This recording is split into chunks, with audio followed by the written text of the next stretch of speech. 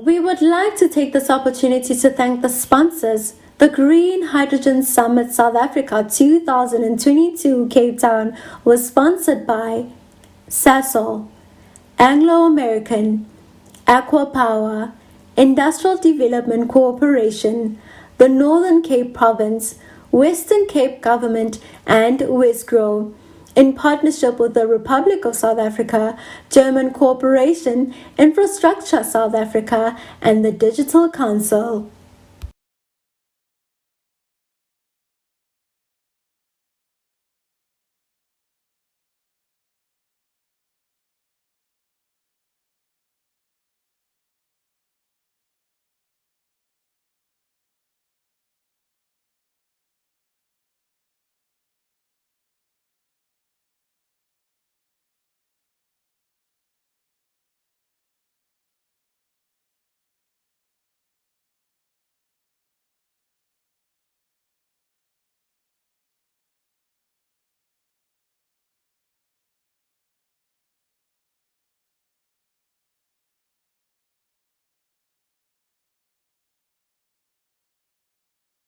Gentlemen, thank you so much for joining this session, the country presentation by Germany. We have, we are hoping to have a very good session. And I always say, generally, these small breakaway sessions, it's when the actual conference starts, right? We had the president addressing us this morning, a very important brief. We had the high-level panel, a very, very important one. But of course, because there was little engagement on there, all that we really needed to do was to take away. And we know that the conversation around just transition has been and continues to be one of the most important one. And more so that, and I was sharing with the people that were at the dinner last night. I had the honor and opportunity to be the MC. One of the things that I was sharing was an article that is written in yesterday's Business Day, where the Public Investment Corporation, South Africa's biggest asset manager, they've reported that they are committing close to 4.3 trillion rands in investment in green hydrogen. I believe that deserves a round of applause.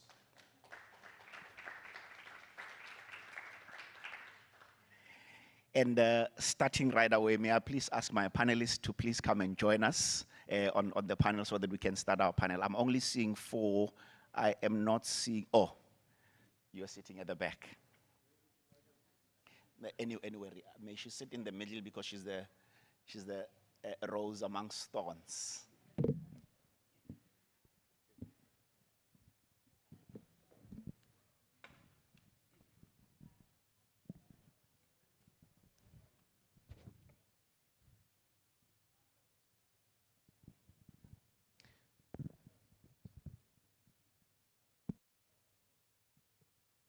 Thank you so much. One of the other things that I raised yesterday, or at least, and this was specifically after Professor Dr. Ramokgopa had made his remarks yesterday, because one of the things that he did was he went on to speak about the number of projects that South Africa is embarking on. I indicated that, or at least in my view, or my takeaway, was that there is a huge need for emphasis on communication, right? And of course, somebody may call it a showcase or putting out case studies. And this really is, I'm hoping, what this session is going to be really about, particularly that, in fact, in my head, as I was preparing for this session, I was calling it Indlela ibuzwa abaphambili. Which is a Zulu phrase that says you ask for guidance from those who have walked the path before you. As South Africa, even if you read that article from the Business Day, a lot of it is how we are only starting now. We are literally in the initial phases of exploiting and exploring this green economy frontier. And it therefore is important that those with the likes of Germany that started way ahead of us may then share insights. Of course, those who are already players in this space, the likes of H2 Global, may also share a little bit of insights in terms of how we go ahead with it. And allow me to introduce my panelists first. We have Mr. Tilly Mansman, who's the Commissioner of Innovation and Green Hydrogen, Germany, Federal Ministry of Education and Research. Mr. Tilly, wave to the...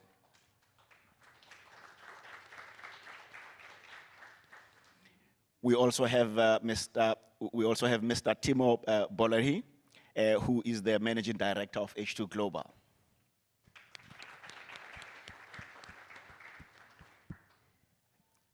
We have Dr. Tobias Boshoff-Nims, who is the Head of Division at New Energy Solutions, Enatrag, South Africa.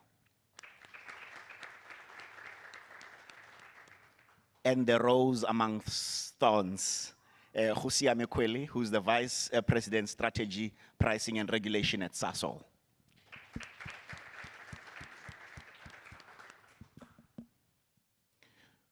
We also have, he's a new entrant on my program,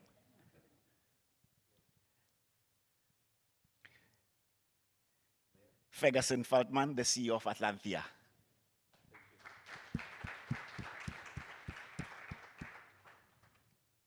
So, Mr. Tim, as the only politician amongst the bureaucrats, I guess, and as I've said, you know, the challenge with South Africa, in fact, yesterday, one of the things that the quote that I made was from former Nigerian President Olusegun Obasanjo, who was saying something to the effect that it is important that when you do something, focus on one thing and not to try and do many things all at once. And perhaps starting this session, what are some of the, what does a just transition look like? What did it look like for Germany? But in particular, because you have the benefit of hindsight, what was that one thing that if you were talking to South Africans in the room and other African countries who are in the room, that if you were to focus on that, to do this green hydrogen properly, what would that thing be? I think it's very important to see what the challenge really is. And finally, the challenge is to replace all this huge fossil energy market by a new renewable market. And for this, H2, hydrogen is the core. Because without hydrogen, without the possibility to store and transport energy in form of molecules, this will not be achievable globally. And I think this needs a new new forms of cooperation internationally to form this new market. This is what we want to get finally. And every country has to do its part of it. Yeah? For Germany, it means we know in Germany that we will be a net energy importer for a long time, for a very long time. So we are interested globally on an hydrogen market, which replaces the fossil market. Yeah? And it needs to be renewable. And we also want to take on this way every country which is a possible deliverer of green energy. Germany is a small country by territory, with big population and in winter, especially in winter, great need of energy. In other countries, that's very different situations, and we have to put this together to a global strategy.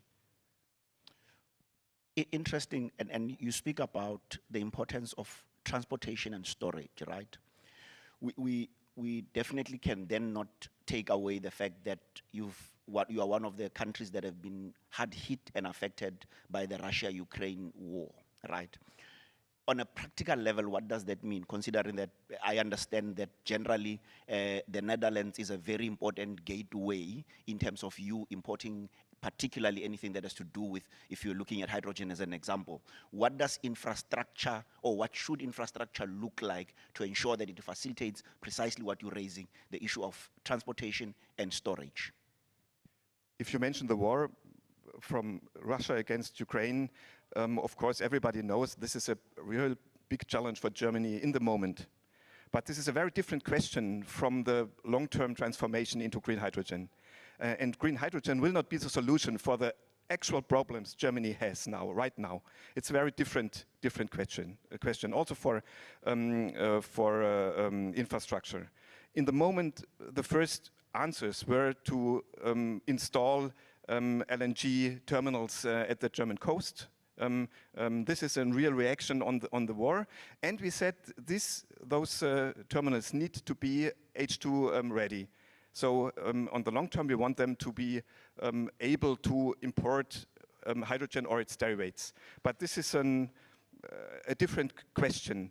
Finally, we need a hydrogen infrastructure for all over Europe, and of course we need a close cooperation, especially with the Netherlands, but also with France and Poland and the others. Germany is surrounded by a lot of countries, I think nine countries surrounding or being around us. And we need them and they need us. Yeah? And it's just possible in a close cooperation. And finally, I want this kind of cooperation also, especially between Europe and Africa. And I'm going to come back to what that cooperation looks like, because that cooperation would not work if there is no funding or some sort of investment that is in it. Mr. Bolahi, share with our visitors today what your role as H2 Global is, what and how you work, so that we then are able to connect what the commissioner was saying now, particularly around collaboration. Yeah, we're very likely to do so.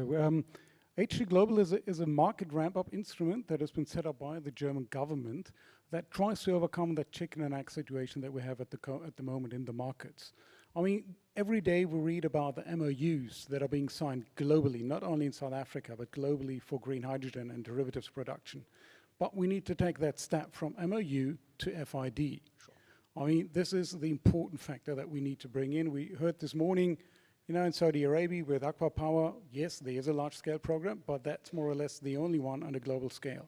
So what we're trying to set up is really an innovative form of a subsidy scheme, overcoming that chicken and egg situation, chicken and egg where we have relatively high production costs for green hydrogen, a market price or price that potentially could be achieved in the market, which is much lower. We have falling marginal costs, and we have huge uncertainties in regards to the regulatory environment that will come in the next 10 years, standardization, certification.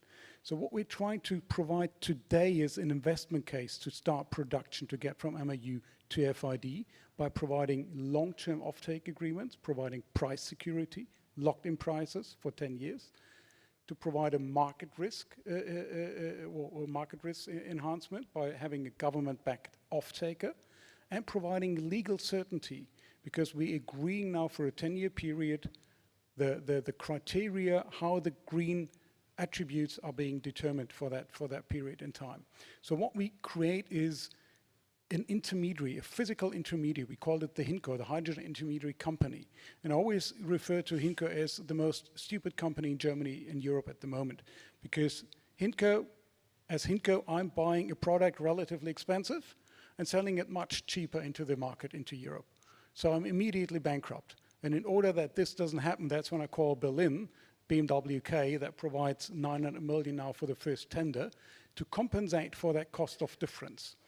But it is a little bit like a CFD scheme, but it's really a physical intermediary. So we are the contractual partner on the supply and on the demand side, entering into long-term offtake agreements on the supply side, short-term sales agreement on the offtake side, and the cost of difference is being covered by the German taxpayer, by the ministry. Interesting. So this morning there was a point in the high-level panel that, and you're talking about a funding mechanism, right, that is supposed to facilitate all of this. The point that was made was that, in fact, capital is not the problem. Firstly, do you agree with that sentiment? But secondly, connecting that, how does South Africa, that we know that green hydrogen is a green fields for us in particular, as becoming a net exporter of hydrogen to countries such as Germany and many other markets, how do we benefit from this kind of funding mechanism that H2 Global exists for and to facilitate? First of all, I fully agree. There's ample of funding and money out there. If we want to get from the billions to the trillions that it's always been proclaimed, there is a lot of money out there. All the black Hang on, rocks, Mr. Bolan. all the PICs. Is there anyone looking for money? We all heard that there is money out there, right? Yeah. There's one hand. Surely it just can't be you. There are three hands. Exactly. But obviously, this is not stupid money. This is smart money. They need to have investment certainty. That is exactly how HG Global has been developed. Because my background is, I'm a banker by background. So when I designed Hintco and the mechanism, I looked at it from a banker's point of view. How would an institutional investor, how would a banker give money into a project? To have exactly these three criteria: price certainty, market certainty, legal certainty. That creates exactly that business case. And then once we have that in place, we don't have to worry about money. There's lots of institutional money out there that is trying to get in. I mean, the PIC, I led a lot with the PIC in the past year in South Africa, and I'm really happy about that announcement that was made yesterday. How can South Africa, benefit from an instrument like HG Global? First of all, we're really happy that SAGHS is the first South African also partner, I would call it, within the HG Global Foundation. But however, it's a global tender that we're doing here, so we really hope that we see a lot of projects from South Africa, coming into the upcoming tender. But it's also a huge opportunity. South Africa is well positioned with the combination of local offtake. You got the industry here. We just heard this morning, I think 13 million tons of hydrogen is being produced and utilized here in South Africa, and that you can combine with export, and then you really get into scalability. So it's a huge opportunity. And then there's also, with a very, let's say, distinct model of HG Global, it's like a modular system. We call it the window logic. The first window now is for an auction which is taking place internationally, import into Europe from production outside of Europe. You can also set up for future funding windows dedicated regional windows, for example, a Sub-Saharan Africa window, where the production would only take place within Sub-Saharan Africa or Southern Africa, import into Europe. So that is something where South Africa and Africa as a whole could benefit from instruments like HG Global. As I move to Hosiame, and I know that sometimes it's easier to focus on what has worked, right? And I'd like to, when I come back to you, let's reflect a little bit on what has not worked, or at least where are some of the ridges which we then need to deal with, particularly when you're looking at markets such as South Africa. Hosiame, firstly, thank you for being the sponsor of this wonderful event. Sasol has done amazingly well. I think she deserves a hand.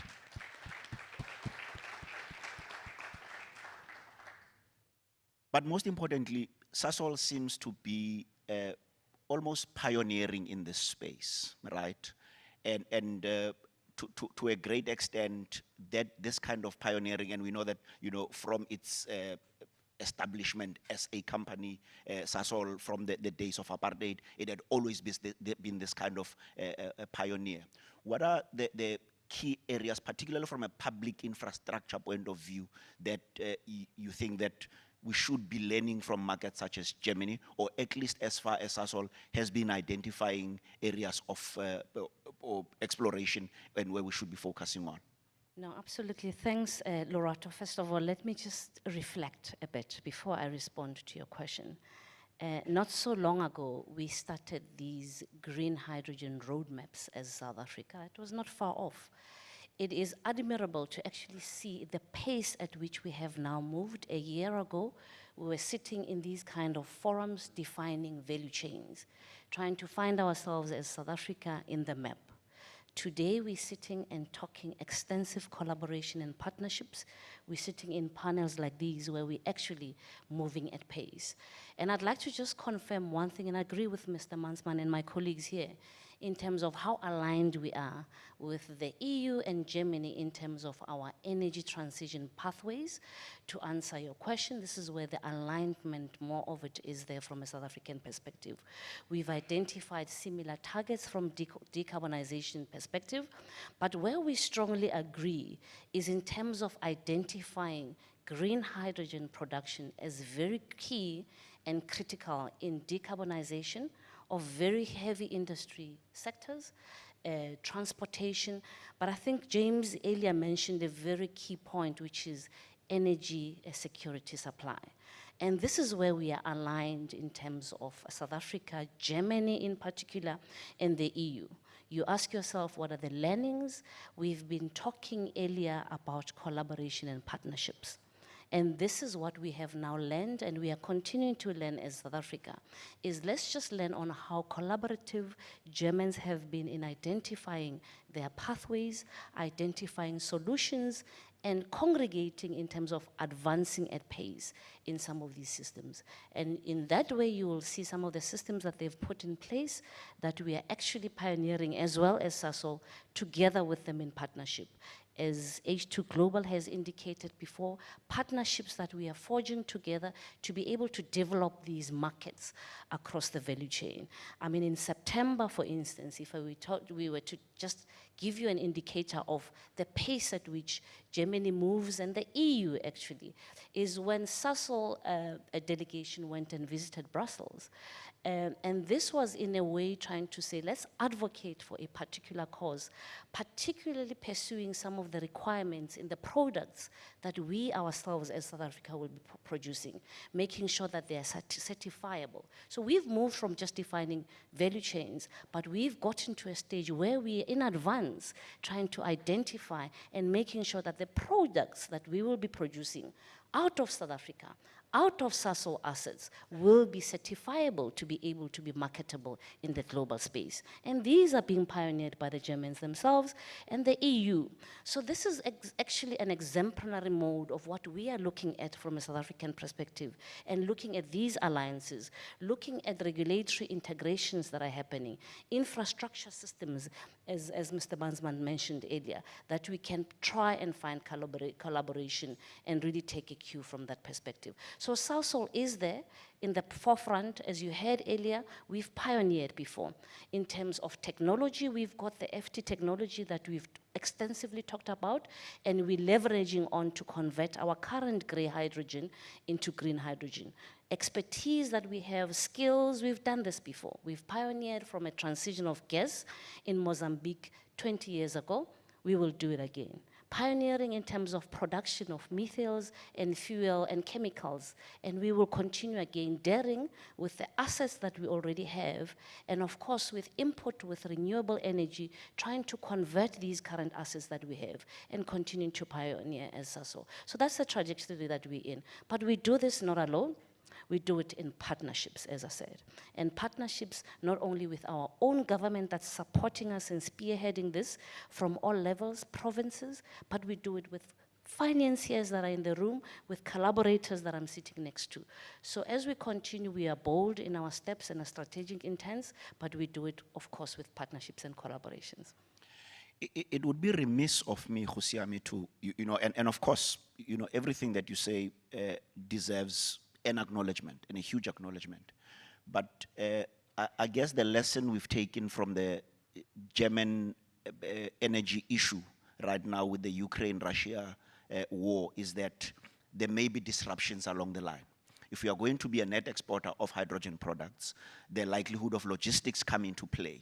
SASOL will then have to be, looking, as you speak about, you may not be in the transport and logistics space, but you're going to find partners that help you to export to the likes of Germany. But how do you mitigate on those risks? Or what are the plans that SASOL is at least putting into place? And it may not necessarily be from a SASOL perspective only as a business, but from a South Africa perspective in terms of ensuring that should there be such a disruptor, and we know particularly the east coast of Africa is prone to some civil war that sometimes spill onto the seas of those respective countries as well. Is there a plan of some sort that SASOL is at least thinking about from a risk mitigation point of view? Absolutely. I mean, and this again speaks to the very core of partnerships and collaborating and diversifying your portfolios as well as you go. And this is exactly what we're identifying, is these partnerships should not only be confined into one geographic setting. And as you see, we are talking to Europe, we are talking to Japan, and we're collaborating in other sectors as well. But important, it's not only export market that we're looking at, Lorato, is as we're looking at the export space, we're busy continuing to incubate our local demand. Of course, in terms of aggregating, it won't be as as significant, as big as it starts off, but we're saying if we compete in the market and produce green hydrogen that is cost competitive, it allows us to play in all of these sectors that will then mitigate a concentrated risk like we've seen in Russia and Ukraine. And of course, you cannot completely avoid that, but of course, if we continue keeping our production flowing, making sure that we're providing and demand that is well spread across the geography, we will be able to then mitigate it one way or the other in terms of focus of risk. Thank you so much, Kgosiaga. Just a reminder that we will not be taking questions using the roving mic. If you have any questions, please remember to log into the app and ask your question, and we'll raise the question. And if you have a specific panelist that you'd like to ask the question to, please indicate in the app. Dr. Tobias, it's good and well to talk about the importance of regulation. It's good and well to talk about, how Germany has been doing relatively well, talking about the funding mechanism that is in place. And a lot of the people in this room may have also walked the rooms to see, a number of at least showcases of either technology or products. Share a little bit about, one or two of the projects that you have in place and what has been in terms of the traction that you've been able to gain over time. Yes, Lorato, we're very, very glad to do so. So we, as Enatruck, we are a renewable energy company with around 1,000 employees based in Germany, but with strong activity in South Africa as well. We have a large development pipeline here. We develop, build, own, and operate plants that we label it combined hydrogen and power plants, so that integrate wind, sun, electrolyzer, battery, real electrification of hydrogen, everything in one package, in one geographical location, in order to produce dispatchable power, predictable dispatchable power on the one side, and then green hydrogen on the other side. That is the core of our business, and we do that in a number of partnerships, including here in South Africa. We have 3 of the projects that were mentioned by Minister De Lille on the infrastructure list. Are projects that we are either involved in or that are our projects. The most prominent one that I would like to mention, especially in this context, because we are really, all of us, the whole team is crossing fingers for H2 Global, is the HiShift project that we are developing together with Sasol and Linde in the Secunda context. That's a 200 megawatt electrolyzer that we are planning with 450 megawatt of adjacent renewables from wind and solar in the Mpumalanga province next to Secunda. We'll come to that for a moment, what that means to us as well. And the purpose of that facility is to convert roughly 1% of the entire Secunda plant from gray hydrogen to green hydrogen. And that 1% now leads to some of the product that Secunda is producing today, as we speak, is already certified aviation fuel. It's the only Fischer-Tropsch reactor in the entire world that is certified for aviation fuel. It's a huge first mover advantage of Sasol in South Africa.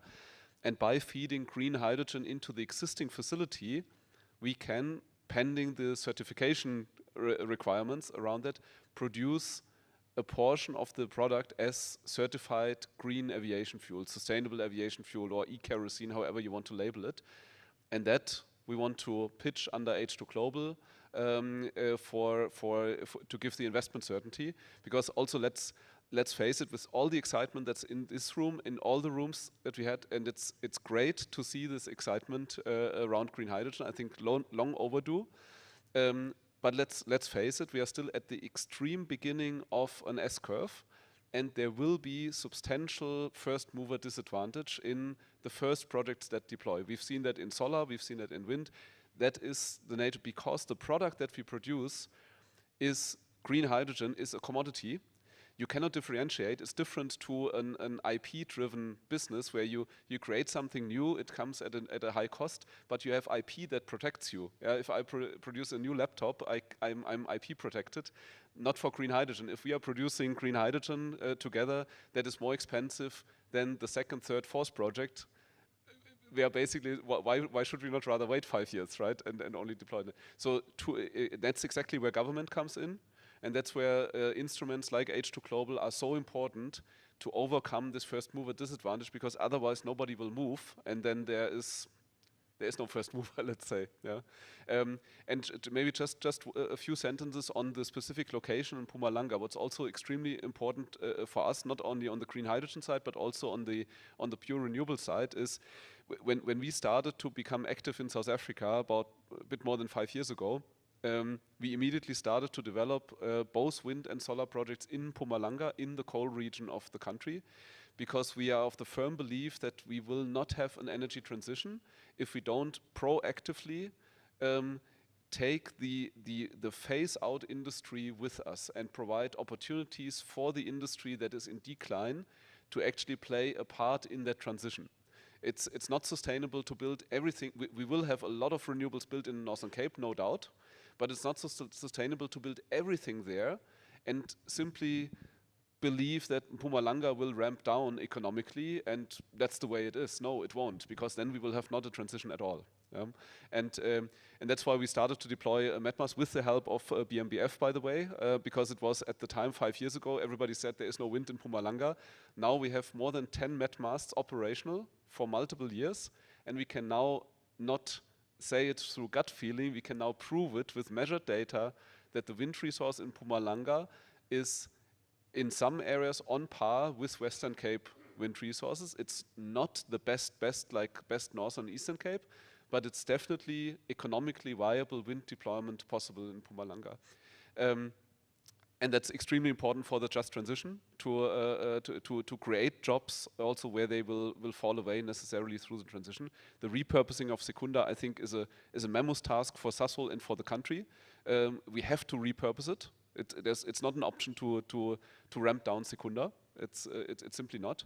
And last point, now back on the technical side, from the socioeconomic, what's in it for the host country? Of course, there's a lot in it from investment, from inflow of low cost capital because of a AAA plus underwriter of the German government. These are all things that are positive. But there's another thing. Any green hydrogen project anywhere in the world, wherever you design it, the design concept is always to overbuild the renewables in order to achieve a high utilization of the electrolyzer. And what that means is that you always have anywhere between 10 to 20% surplus electricity from the renewables that you build that you cannot use in the electrolyzer, even if you wanted to. So that surplus is always there, and I don't have to tell you that in the current situation in South Africa, I think this is very much welcomed that this surplus will be there, because that's investment into generation that would otherwise, without the green hydrogen project, not happen. So considering that you also refer to the role of government in making sure that your ability to establish and quicken the processes has helped. I imagine somebody in the room may be thinking about, are there areas of policy and practically where you know that there was a specific policy that enabled you to be able to implement quicker, but there may be another one where you say that if this was fixed, or at least if it was pivoted in a different direction, it would quicken things for companies such as yours and other players in the market? I think I must applaud the South African government here, because a number of things have been moved out of the way in the last months, actually, or years already. One important one, the limitation of new build power generating assets to 100 megawatt, that has been removed. It's not a limitation anymore, so the market can decide how much to build. On the permitting side, I must say, also coming from a European environment, with a lot of our permits being done in Germany, France, Poland, Spain, permitting is, I don't want to say it's easy, but it's really, really straightforward in South Africa. It's very well designed. There's very clear processes. There are strict timelines to which the government authorities also adhere. So there, I know you're looking for something where it could improve, but I want to use this also as a kind of round of applause for the South African government on all levels. I think we deserve a round of applause that we're doing permitting well. I think it has to be said, because in Germany, it easily takes 7 years to get a wind farm permitted. Here we are talking 1.5 to 2 years, so it's a big advantage. Now, I think the biggest challenge that we have in South Africa is probably on the offtake side when it comes to local demand. The procurement programs are there, but they are simply too slow. It should run. The renewable procurement program should run probably 4 times a year, and not like once every 2 years, and then once every year, let's say. So more frequent procurement. On the H2 Global side, I think that's because the off-taker is someone else, so that there, to a large extent, that is addressed. In the procurement in the South African power sector, I think what we need to anticipate is how do we procure dispatchable power? That's the next step. Because renewables is fine, the wind and solar procurement program, it works, just run, replicate. But how do we procure dispatchable power? How do we procure hydrogen-driven gas engines, fuel cells? How should they be compensated for? They provide capacity rather than energy, but the procurement program at the moment compensates on the basis of energy. So how do we do that? I think that's the one big thing where there are still question marks, and I'll leave that at that. Thank you so much. Fergus, segueing from Dr. Tobias, right? Firstly, give us an overview of what Atlantia does. But importantly, Dr. Tobias talks about, or at least touches a little bit on the socio-economic part of the renewable space, right? And a lot of South Africans, we have a very terrible memory of last July when we had the unrest, because many people are unemployed, and the common refrain, whether it is true or not, it's a completely different story, is that the move away from, the transition away from, coal energy as an energy source to renewables, it means that lesser jobs, which then puts the social risk higher. What are companies such as yourself doing in terms of ensuring that, and I know in the mining there would be a framework called the social labor plan, which ensures that when you set up a plant or when you sink a shaft, there should be dedicated targets along how many people we intend to employ, but most importantly, ensuring that we localize procurement from here, skills development, and the likes. Just share a little bit on that. Sure. Thank you, Lorato. So we are Atlantia. We are a green hydrogen developer at scale, targeting the EU market, given its incentive programs. We're also part of the cohort of projects that was announced this morning for imminent gazetting. So we feel that we're in good company. We've got imminent gazetting deserves a round of applause. Thank you. Thank you. That's it. So we're very proud of our achievements to date. We started with a vision. One of our partners who's not here today, from 2015, he's been bugging me, let's build a hydrogen bike. We both worked in the early 2000s in electrolysis, generating hydrogen. I maintained with these hands hydrogen compressors, 200 bar Hoffer machines, good German technology. So we know what we are dealing with. As an entity, we are fairly new on the scene. As individuals, I'm the youngest in the team with 24 years of experience, to just try and give you the scale of our depth we have here. And it's spread across the electrical grid integration, renewables integration into that grid, as well as battery. Right? We've made grey hydrogen at scale at the Secunda complex, one of our partners, and Jurong Island in Singapore. We've one partner ran that facility. Yep. So we're pretty comfortable and we're pretty au fait. Our Heather, our other company, our other partner, is currently producing maybe some of the electrons that's running into this room right now via the 2 utility scale wind farms that she helped develop, and is still part of the maintenance crew of it. So that being said, right, we do understand the challenges that we face. We've had very early, look, our project is destined to be housed in the Saldanha by IDZ as well, at least the processing bits thereof. We've had very robust discussions with the municipality, very passionate people about looking after their constituency, and they will keep us honest, right? Other than that, we've had a look at the area, right? I mean, we were at the Oslo Metal facility. There's 1,500 people that were impacted. I think with a move to greenify the facility, I think 900 jobs will be recreated. There's still then a balance there, of people that needs to be educated, or integrated into the bigger picture. The skills that you have within a processing facility, like a smelter, is very transferable into the type of processing plants that we would run. Ammonia is not a new technology. Hydrogen is not a new technology. Air separation, which we'll do. I ran 9 plants across the country for 4 years. It's not a new technology. It's about 87 years old. So we're comfortable with what we're doing, and we do understand that the skills that were impacted, for example, by, let's call it ArcelorMittal event, can be easily integrated into facilities such as this, right? There's a knock-on effect with, your contracting crews that did maintenance on those facilities, not just the directly impacted jobs. A pump is a pump. It doesn't care in what facility it is, right? We will provide jobs for those technicians, those fitters that work on it. At scale, we're looking at a 2,500 ton per day ammonia facility, green ammonia facility. The indirect jobs is in the vicinity of about 10,000 indirect jobs, and I think that's similar numbers we've seen coming out of Australia and Chile at the same scale. We've typically, the Saldanha Bay IDZ, they've got their own social investment program running. They've got a skills program running there with their innovation hub that they're running. Typically the stuff that Patrick is doing there can very easily be integrated and dovetailed with our offerings. Further than that, we're also looking at scarce skills in this field like cryogenics. For an industry that's over 100 years old, right, there's not one university in South Africa that offers a dedicated cryogenics course. When you're talking about liquefied hydrogen, when you're talking about LNG as maybe a transition, you are going to need cryogenic skills. So we are engaging at that level. We've typically have experience with developing SACHS accredited courses, that you can train technicians or retrain affected technicians. We are very comfortable, having looked at the mast manufacturing in Atlantis in this node. There's the turbine manufacturing in Kucha. There's in Isando, for example, there's the team starting to do their own fuel cells and electrolyzers. So there will be significant local component that we can integrate in terms of enterprise development as well as jobs. Thank you. Thank you so much. Commissioner Mansman, as we take the last round, and I want you to think about this question because I'm seeing the audience is not preferring to use the app.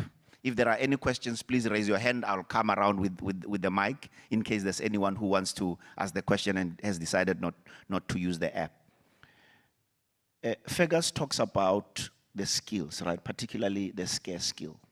And from a German perspective, perhaps, share with us what should be the lessons that we take, particularly around, although if you look at the National Development Plan, it talks about the green economy, or at least highlights and lifts out the green economy. But it does not go as granular as should we start with the green hydrogen economy. What kind of skill base does it require, both from a general skill point of view and this, high scarce level of skill? What should South Africans be learning from yourselves who have done this for quite a while? Yeah. What should you learn? Yeah, we should learn that I think we just focus too much on the energy side of the whole production. Yeah, it's not only energy; it's also the supply of chemistry. Finally, and it means that we all in the world have to see that the value chains will change. This is maybe a problem for Germany, for countries like Germany, who are very advanced in the value chains. And there's a big chance for all countries who are not so far in this process. And I think especially for South Africa, because in some kinds you are experienced, you have chances you can use in this process. It's not only energy, it's also chemistry, value chains in different ways. And I think this is the main thing to learn now, if you change this. I think we all understand there are two possibilities to react. You can receive the future coming over you, yeah? And this will be a future where, depending on fossils, will be negative for every country. Every country who wants to take part on this can take advantage of the chances lying in there. So I think every country who is now learning to start the transformation concerning not only domestic, but also thinking globally, yeah, is an advantage of not only creating the future, but also creating jobs, creating new industries. And we do not know yet what exactly that means. Yeah, it's a big transformation. Nobody knows exactly what is coming. But I can say absolutely for sure, who is not taking part will get nothing. Josiami, you are nodding, and I I'm- imagine I'm- from an I'm adaptive nodding strategy point of view. vigorously, because it is a very, very fundamental point Sure. that Mr. Mansman is raising. That this is not really only about energy security or decarbonization. As a result, we're starting and defining an economy. And this new economy similarly is how it erupted when we created an oil economy years back. And how you look at it and how you relate and reflect on it is what the resultant opportunities are going to come out of inventing or starting a new economy. And these go to economic development, job security, and these extended partnerships globally as well come with a whole lot of skills development, acumen, and it's mutual. So it's not only from a German side or EU side, but it's mutually beneficial. You initially called us pioneers as SASO. There's quite a lot to learn, having taken some of the technologies from Germany and made useful end of it in South Africa. There was quite a lot of mutual learning. But it is important, Lorato, to actually define this as as critical in really defining a new economy and taking the communities, taking the growth economic development sectors that are in here, new sectors. So you look at it from the entire value chain and seeing how does it boost the economy of the country, not just only energy security, not only just decarbonization, but economic growth across the world. And we saw with Russia and Ukraine, how when we thought they were so advanced in terms of their gas production, this is where they also finding themselves in where they're finding themselves, is to learn out of what has happened there. So it's really around a perspective of economy that we're building. Fergus, as your at least closing comment, and I'm not seeing any hands, I'm taking, oh, there's a hand. I will come back, I'm posing that question for you. May I please ask that you pass the mic to the gentleman at the back?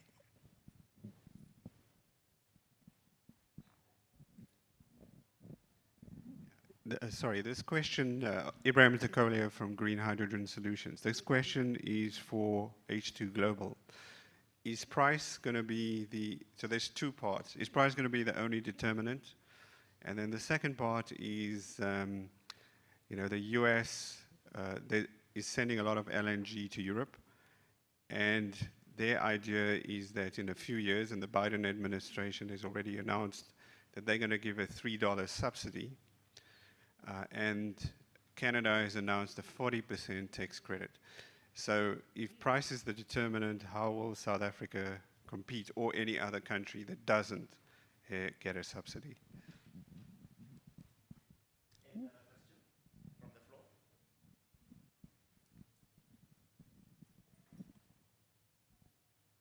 Thank you. As we've seen, the problem that Germany now faces with their energy is their reliance on gas, where they're committed to Russia on a large degree, and that was due to the principle of Handel durch Wandel, Wandel durch Handel. And I want to know what guarantees the takeoff of hydrogen products from a country like South Africa, from a country like Germany, that's, call it a mistake for now, in hindsight we're always wiser, doesn't happen again. Thank you. Thank you so much. You may continue answering. Sure. Yeah, so price is indeed the determining factor at the first tender here. So there's a certain sort of threshold that needs to be overcome in regards to the criteria that are being applied, and then the price will be the determining factor. But however, there is a double subsidy is excluded here, so we don't have to worry too much about, the IRA or the Americans now taking that out. But the IRA is a complete game changer in the global context of the hydrogen economy. Europe is waking up now. I mean, it's $3 per kilogram green hydrogen. You combine that with $1.38 for the green electricity, you're today in the money with $4.38 that you get for 1 kilogram green hydrogen. So that is a complete game changer. And the US will be like a vacuum cleaner, absorbing all the capacities. And that is where Germany, Europe, and South Africa and other areas are in the same boat. If we don't wake up, if we don't come with bold decisions, we will be in the backseat here in the development. I mean, also one of the lessons learned from H2 Global, what I see is You know, we Germans always have the tendency to start things only when we are 100 or even 110% sure that everything is perfect and right, and then we start. In this case, we don't have the time to wait. You know, if we want to reach the climate targets, we need to start now, and we need to start fast. And that is, I think, where instruments like H2 Global, providing that sort of a playground where you can allow mistakes. We will make mistakes. Next year for the next auction, I'm sure, and I hope we will be a bit smarter than we are today. But we need that sort of playing fields, playgrounds to make that mistakes to start today. We don't have enough time to wait.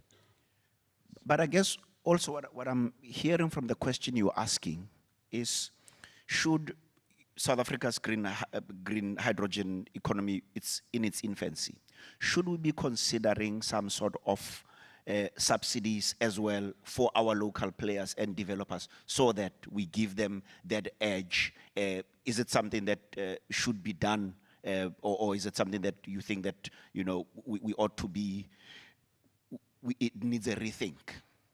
I would definitely consider doing something, maybe not only in the South African context, but maybe in the Southern Africa context.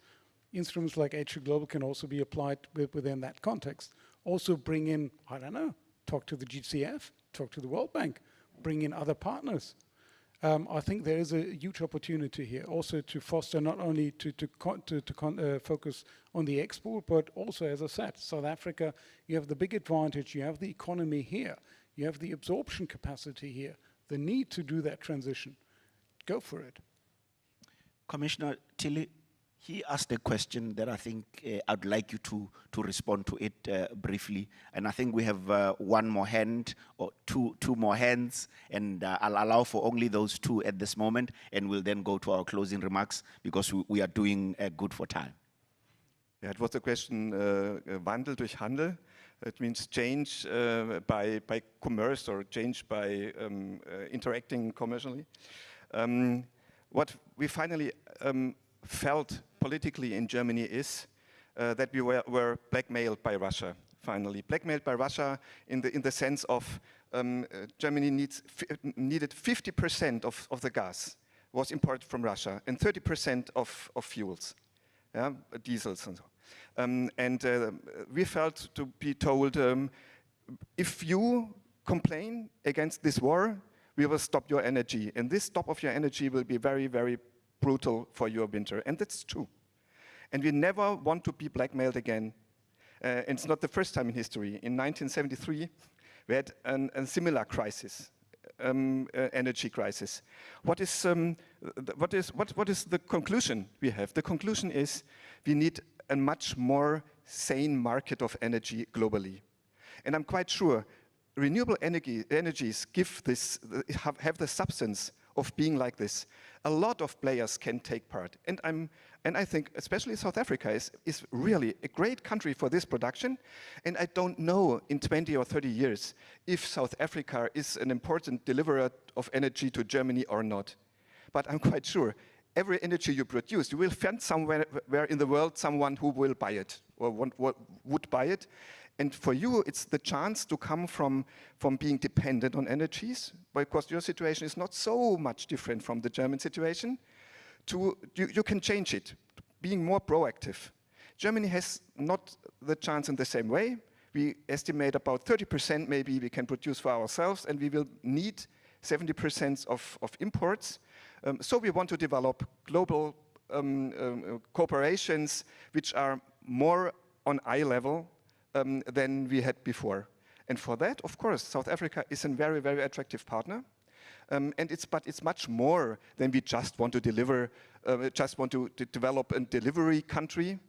We can see your skills. For example, I'm quite sure very important is the future of aviation. Aviation is important for the world, also for being interconnected. Yeah, and I know no better country in the world to replace fossil aviation fuels by renewable aviation fuels. Sustainable aviation fuels. That's what I saw at SAGHS, and I hope that you go much more in this direction, make it green, and you have a really great business case for all over the world. Yeah? And that's what is the conclusion about. And I'm quite sure you cannot prevent that a single country becomes aggressive in any way. And this will always have consequences for business. But the more players will take place in this whole market, the less the dangers are in that way. And you can see we have the atlas, the renewable energy atlas for Africa. 31 countries we scrutinized what is the potential. The potential in Africa is huge. It's really great, and it's really enough to make Africa emission-free, CO2-free, and parts of the rest of the world. And this is a great business case for Africa and a great thing for Europe too.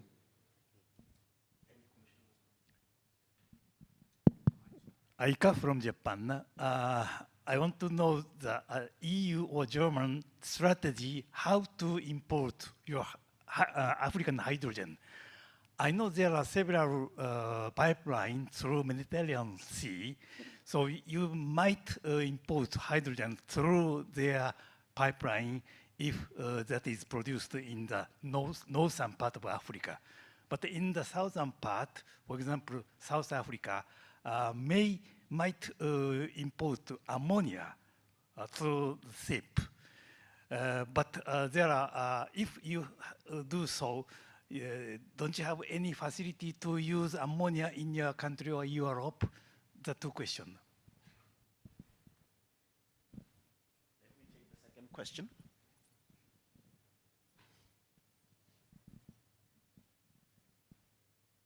Thank you very much. My name is Jane Waldwatch. I'm the Executive Director for SASCO. So from the whole day, I've listened to a lot of projects and programs and investments and so many plans, but I have not heard the plan around the most important thing, which is research and capacity development, which is really going to sustain everything else that you are saying. Maybe from the panel, I just want to know the plans you have, because I don't see the engineers and scientists and economists that are actually going to sustain this industry. Thank you. Perhaps, Khusiame, start with that question around science, research and development, because we know that Sasol invests a lot of money in R&D. We certainly do, and we've got a whole flagship focus area in research and development in Sasol, and we've done that not only with green hydrogen, but throughout, as I said, having created that skill and expertise to be in this industry from a fuels and chemicals perspective. But particularly from a green hydrogen perspective, let's do note what the Department of Science and Innovation in South Africa has started. If you recall when I started, is this journey of green hydrogen doesn't start today.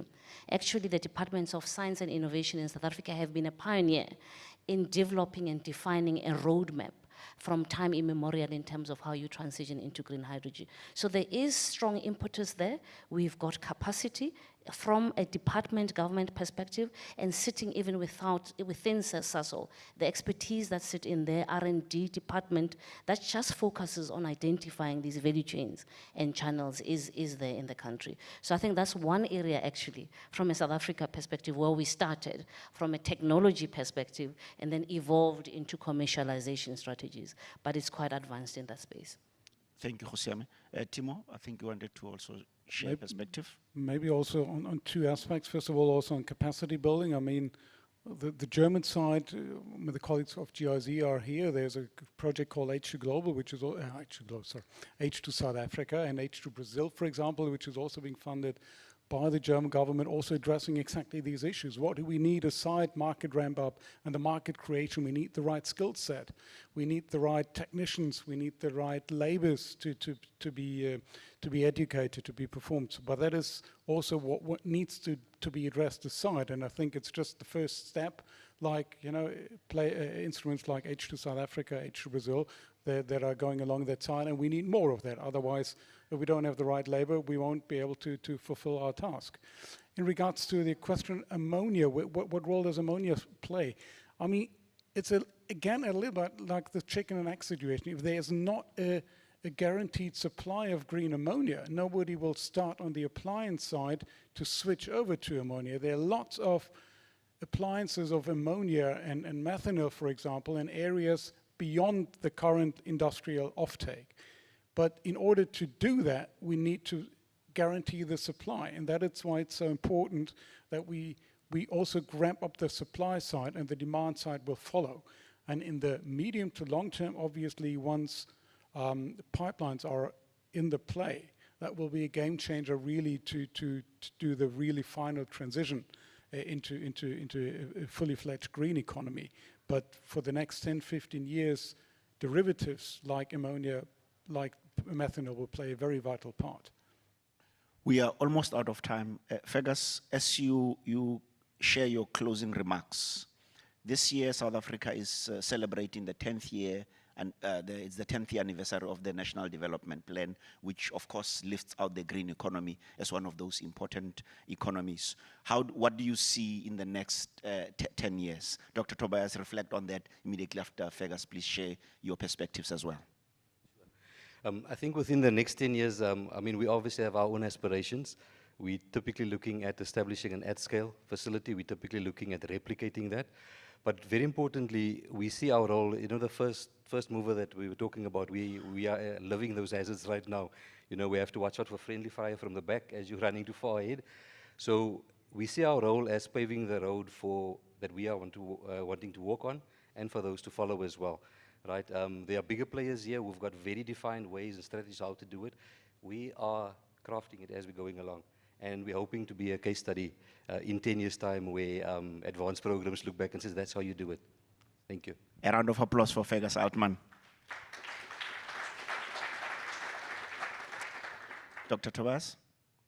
I think in 10 years from today, we'll have seen that South Africa in the beginning of the 20s has fully grasped the opportunity that presents itself around renewables and around green hydrogen. I would be surprised if in 10 years if we still see a lot of coal-based energy supply in the country, because I think since this change once started can be extremely fast once you have overcome the first mover disadvantage, and then the country and the region, by the way, will have positioned itself as a very competitive green hydrogen production hub in the world.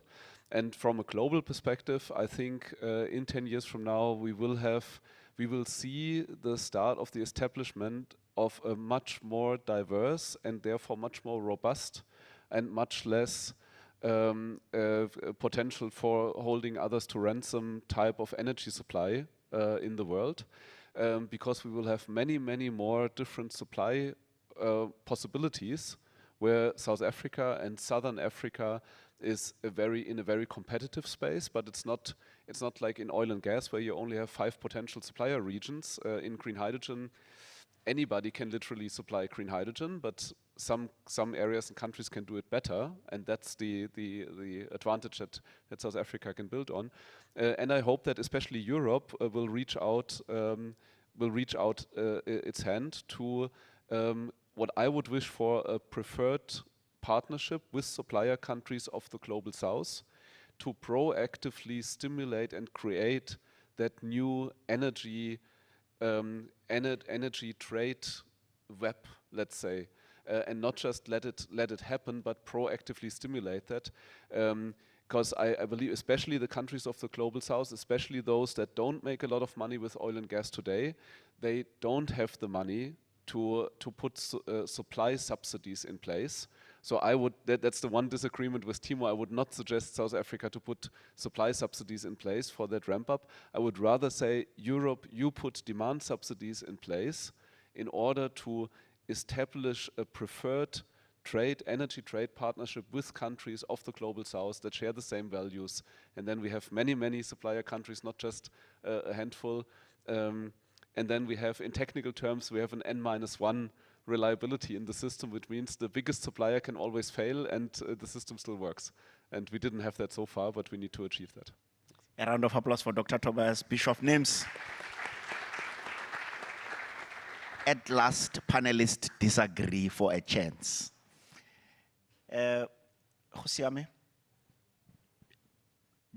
Commissioner Mansman talks about the need for boldness. What should we look out for when we think about boldness with regards to South Africa and green economy, green hydrogen in the next 10 years? You're already seeing it, Lorato. You don't even have to wait for 10 years. What we've done as South Africa you've spoken a lot about regulations, key enablers, but we took a bold move that in the midst of the absence of clear strategy at the time, we decided that we will go ahead and implement pilot projects.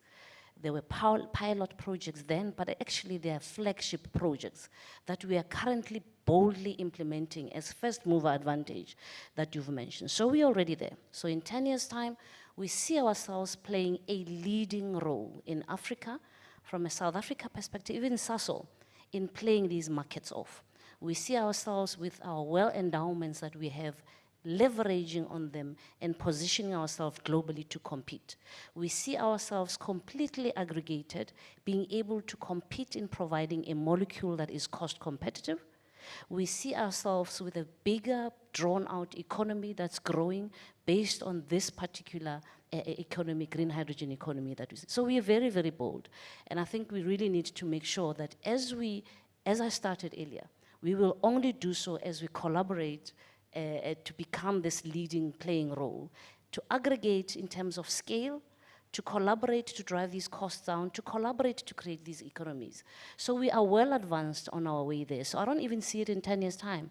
I see it sooner than we anticipate, Lorato, based on the initiatives that we've implemented from a South Africa perspective, pioneered by SASO in the front. Thank you so much. Ladies and gentlemen, a round of applause for Khusiame Kwele. We have come to the end of our session. We are now breaking for tea. I hope this was a relatively insightful and worthwhile conversation. Please let us continue having chats over tea. Thank you so much and good afternoon.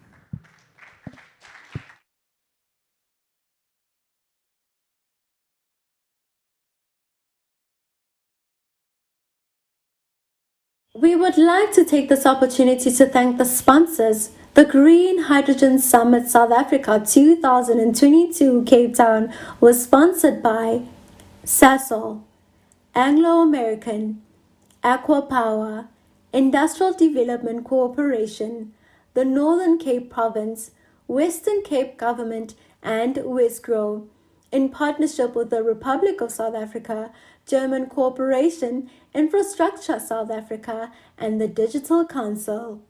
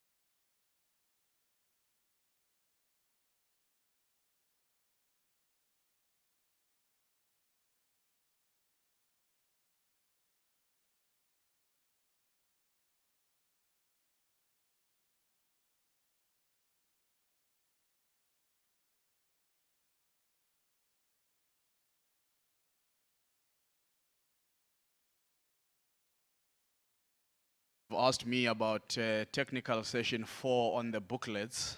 Well, I'm told that if you are carrying the booklet, you are part of the fossils that don't believe in technology, like myself. So it's not an insult to anybody. I also didn't download the app. I just don't need another app on my phone. Thank you very much. But if you have the app, you will know that actually we're doing what would have been in the booklet, panel 7, tomorrow at 11 a.m. And we're doing it now, today. All right. So the app, you know, that QR code, just zap it away and it'll give us the latest program. So there's a bit of a change in our program, basically. So if you're looking at the booklet, you're looking at the outdated version of today's program. And if you're looking on the app, you've got the more dated program.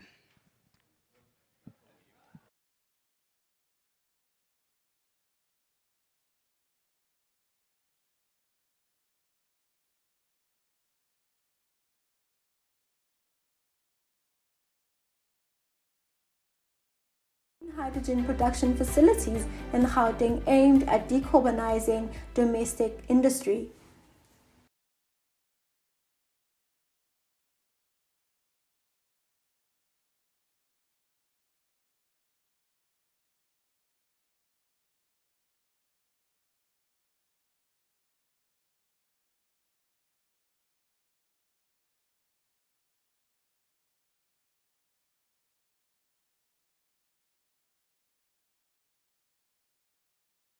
As I've already indicated on the updated program, the only thing that I need to update that is not updated in the updated program is that it's not Nzinga who's going to moderate this panel. It's myself, Lukona Mnguni.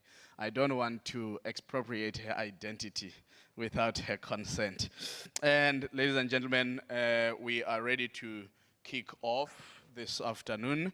Our panel is about building sustainable value